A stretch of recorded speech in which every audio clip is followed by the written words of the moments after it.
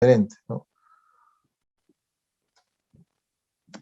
Entonces, básicamente son preferentes nuevamente en cuanto a nuevamente la propiedad, ¿no? Entonces acá se indica justamente casos de quiebra, casos particulares de quiebra, y en estos casos los tenedores de esas preferentes van a, digamos, ser retribuidos en primera prelación, ¿ok? A diferencia de las comunes, digamos, siempre reciben la liquidación al final de todo, ¿no? Tienen la última prelación, justamente el riesgo que corren es mayor.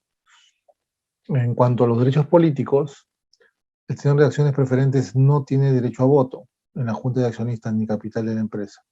O sea, es como si fueran básicamente acciones de inversión, ¿no? Donde uno pone dinero eh, y se atiene a las reglas, digamos, de la administración. Y o sea, recibe un flujo, que serían los dividendos, sin tener mayor injerencia sobre la parte administrativa. En cuanto a la liquidez, ok, los preferentes no tienen derecho a voto en la junta de accionistas. En cuanto a la liquidez, las acciones preferentes son menos líquidas, okay, que las acciones comunes. Bueno, debido obviamente a que existen mucho menos acciones preferentes que flotan. Las acciones preferentes son tomadas generalmente por inversionistas institucionales. Esas institucionales se conocen a las AFPs, los seguros, los fondos de inversión. Okay. Los que toman las acciones preferentes piensan en el largo plazo y no se desprenden de ellas fácilmente. Tienen esa particularidad. En cuanto a las diferencias, en cuanto a rescate, digamos, las acciones preferentes son generalmente rescatables por la empresa emisora. Quiere decir que quien emitió las puede recomprar, ¿no? ¿Okay? En cuanto a la responsabilidad, los accionistas comunes tienen responsabilidad limitada, mientras que los preferentes no siempre, bajo condiciones especiales, ¿no? Limitada significa que hasta el derecho que me otorga la propiedad de estas acciones, soy responsable. Después de ahí ya no. Pues, ok, entonces el marco teórico para el cálculo del costo de capital, vamos a ver, básicamente se refiere al modelo de Gordon, que es este de acá, donde básicamente nos vamos digamos, en mercados desarrollados, dado que estas acciones son líquidas, tienen más volumen de negociación y más profundidad en esa negociación. Suele pasar que los dividendos son regularmente distribuidos. Entonces se asume que el tenedor de esta acción va a tener un flujo de cierta forma a perpetuidad, ¿ok? Mientras mantenga la propiedad del activo, ¿no?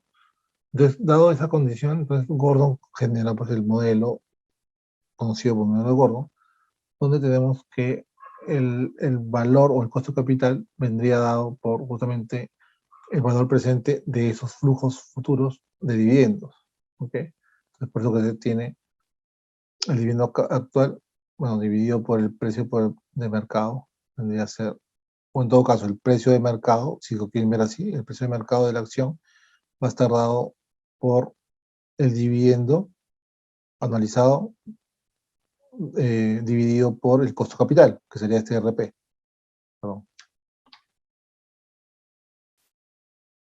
Okay, este RP vendría a ser dado como el KE, ¿no? ¿Ok? Entonces, si quisiéramos verlo de la siguiente forma, si despejamos precio de mercado, ese precio de mercado vendría a ser dado por el dividendo dividido por el costo capital.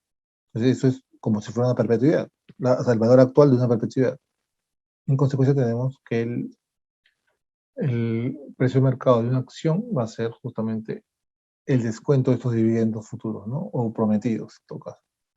O sea, si fuera este el caso, el ejemplo, acá estaríamos hablando de un dividendo que no esperamos que tenga crecimiento a futuro, ¿no? Solamente tendríamos un dividendo flat, ¿no? Ok. Pero sí, estamos en el caso, si estamos en la circunstancia que queremos calcular justamente cuál es el costo de capital de esta empresa, podríamos hacer la operación inversa. Entonces, cogemos el precio, o el dividendo de la empresa, que es el que otorga la empresa anualmente, y se divide por el precio de mercado. ¿Ya? Por el precio de mercado, que está, digamos, se asume que este activo tiene cotización en bolsa, cotiza en bolsa, y podemos dividir por ese valor y obtendríamos cuál sería justamente el retorno, ¿no? El retorno que obtendríamos por esta acción. Entonces, en el ejemplo, tenemos que una acción preferente otorga como dividendo $3 por año, digamos. ¿Ok?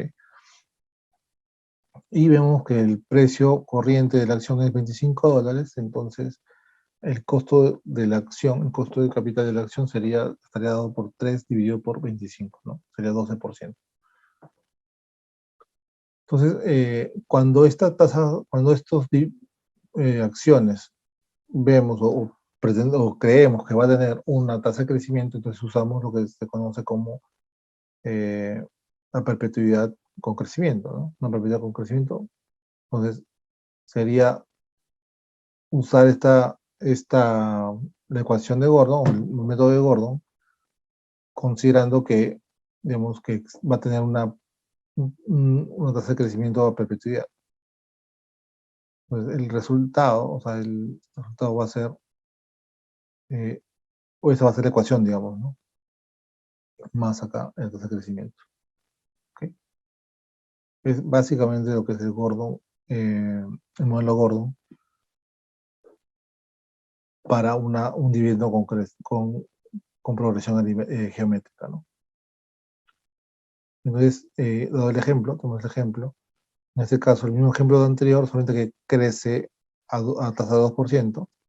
Entonces, el costo de la acción preferente sería S3, que es el dividendo multiplicado por tasa de crecimiento, dividido por su precio por acción, más la tasa de crecimiento. Esto va a dar un retorno de 14%. ¿Ok? Entonces, lo que hemos dicho es el modelo de Gordon, que es básicamente lo mismo que si hubiéramos hecho así, ¿no? Vamos a ver si sale esto de acá así. Que sería el precio de la acción, en todo caso el precio de la acción, así igual a, vamos a poder escribir ahí, creo, el dividendo en 0, multiplicado por 1 más tasa de crecimiento, dividido por la diferencia entre el RE menos el G. Ese es, digamos, el popular Gordon. Si quieren verlo así, vamos a ver.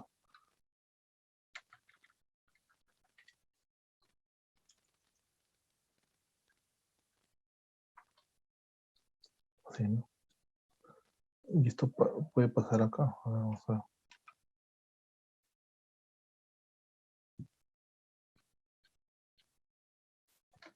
Así.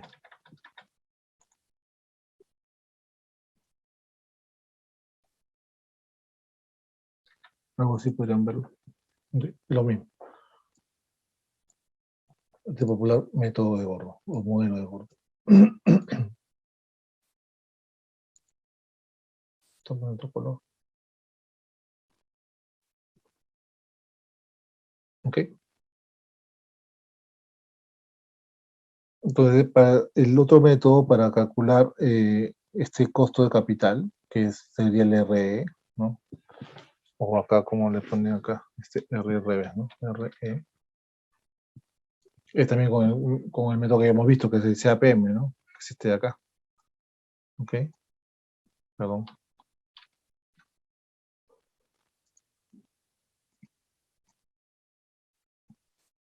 ¿Ok? Pero que no es otra cosa, como les dije, que descontar o la consideración de tener un flujo de caja vinculado a los dividendos, el flujo de caja que me otorga las acciones que vendrían a ser los dividendos, considerando que tenemos una progresión geométrica, ¿no? Con un tasa de crecimiento tal, y todo esto viene a ser dado justamente como esto de acá, ¿no? Esto vendría a ser el dividendo en 1, ¿no? O sea, no el 0, sino el dividendo del año 1, dividido por el costo capital menos la tasa de crecimiento. ¿Okay? Entonces, G es porcentaje, ¿no? Tasa de crecimiento del activo. Entonces, si ya tenemos el costo de deuda y ya tenemos el costo de capital patrimonial, costo de accionista, entonces, por consecuencia, ¿no? El costo promedio ponderado de capital, que vendría a ser el costo de capital de la empresa, va a estar dado por ponderar esos costos por su volumen. Solamente que con la consideración que el costo de deuda, o sea, mejor dicho, que el endeudamiento nos otorga un escudo fiscal, ¿no? Ese escudo fiscal es un beneficio para la empresa, porque o sea, gracias a la incorporación de los gastos financieros, podemos, entre comillas, ahorrarnos algo de impuestos. Entonces, esto, por acá, por eso se considera el escudo fiscal ahí como un factor relevante para el cálculo del WACC. ¿Okay? Pero entonces, el costo de capital viene dado, o sea, para la empresa viene dado por el Weighted Average Cost of Capital, ¿no? Que es la combinación entre el costo de capital, que es de volumen de patrimonio que tengo, más el volumen, el costo de la deuda multiplicado por su volumen de deuda. ¿Okay? Este viene dado por esta relación. Esta sería la relación del costo de capital para la empresa. Bueno, particularmente cuando tenemos acciones preferentes.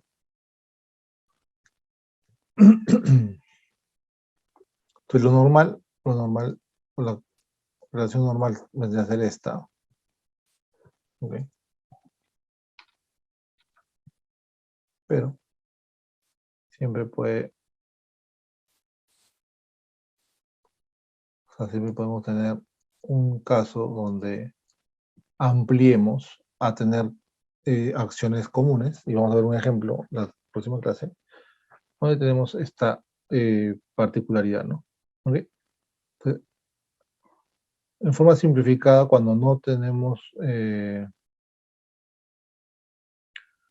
diferenciación o no tenemos por qué diferenciar entre acciones comunes, que sería esta, y acciones preferentes, entonces simplemente consideramos esta relación.